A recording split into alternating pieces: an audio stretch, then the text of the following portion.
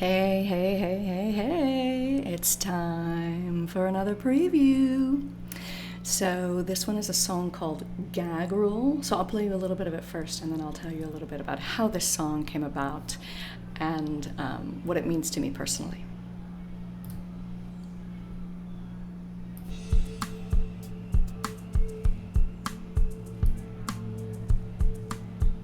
There's a bicho do mato perigoso, arrogante, ignorante e teimoso. Sem coragem usa arma de fogo, porque não quer sujar a mão no enrolo. Mas os bichos lá na beira da lagoa cuidam de mim, porque também se magoa. Os bichos lá na beira do rio cuidam de mim, porque a selva é mais gentil. Os bichos lá na beira do mar. Okay, so this song came through. I believe this was the very first time I got the message from Spirit that I was able to do a soul retrieval on myself. And, they teach us in our training not to do work on ourselves. And what I've learned is that it's not necessarily because it's impossible, but that it's very, very difficult for us to actually look at our own selves, look at our own shadow, look at our own wounds, and look at our own circumstances. It's much easier for me to track for others because my ego and my conscious mind don't get in the way. But when Spirit said, yes, go ahead and do it, I went in and did what we call a soul retrieval on myself. So a soul retrieval is what we do for our clients when someone has had some sort of trauma or deep wounding in their life that has resulted in a fraction of their soul fragmenting itself and sort of escaping off to a safer place in the cosmos. And so what we have to do is we have to go into the lower world when we do our shamanic journeying, and we have to visit 4 chambers in the lower world that help us understand what's going on with that person's soul. And so we first go into the chamber of wounds, and that's where we see what is the wounding, what is the trauma that is behind that soul part that has left us. And then the second place we go in is the chamber of contracts. And in the chamber of contracts, we find out what is the soul contract that we made with Spirit. And quite often, when we make a soul contract at the moment of some sort of deep distress, we're not usually making a contract that's in our best interest. It's usually a fear-based contract.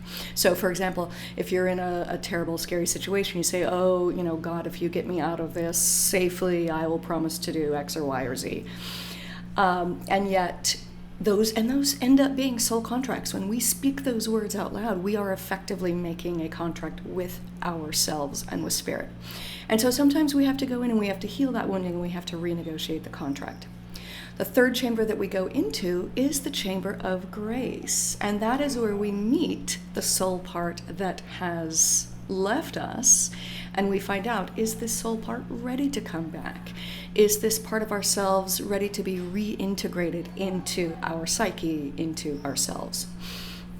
And then the fourth chamber that we go into is the chamber of treasures, and that is where we find some beautiful, rich, metaphoric object of some sort, and usually it's representative by something that's very ordinary in our everyday lives, and yet it's something that gives us that kind of reminder, that kind of magical essence that gives us the reminder of how we want to be and who we want to be. So in this particular soul retrieval that I did for myself, the image that came through in the wounding was not from this lifetime, it was from some other lifetime, some other reality. And I know that for some folks that might be a little weird to, if you don't believe in reincarnation or if you don't really understand how that all works. It's less important whether that is literally another lifetime or if it's the way my mind is creating that reality for me to be able to see something that happened to me. So whatever the case is, it's the way our spirit talks to us to try to get us to heal ourselves. So, and in this one, the image that I saw was of a body that had been bound and gagged and thrown over a waterfall and crushed to the bottom. And what I found in that soul retrieval, in that, it was sort of dreamlike, and yet it felt like a memory. And once the body had crashed, it was the animals that came in and they prepared the body to be reintegrated back into the earth and to be renewed. And so it really brought up this question of what is savage? What is savagery? And if you look at history, it's actually humans that have been much more savage than any creature, any non-human creature on the earth. And so this question really poses to us, who are the savage ones? What are we doing to each other and to ourselves? And how can we heal those wounds and actually look at and learn from the animal kingdom, the plant kingdom? How do they treat these kinds of, animals also have trauma. They fall and they crash, or they are eaten by other animals.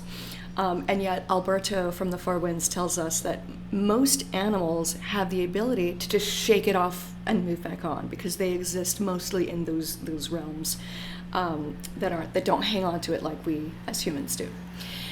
And so this question really poses to us, how can we be less savage? How can we learn from the plant kingdom and the animal kingdom? And how can we remove the gags that have been placed upon us from centuries of oppression, centuries of, relegating the divine feminine to the periphery?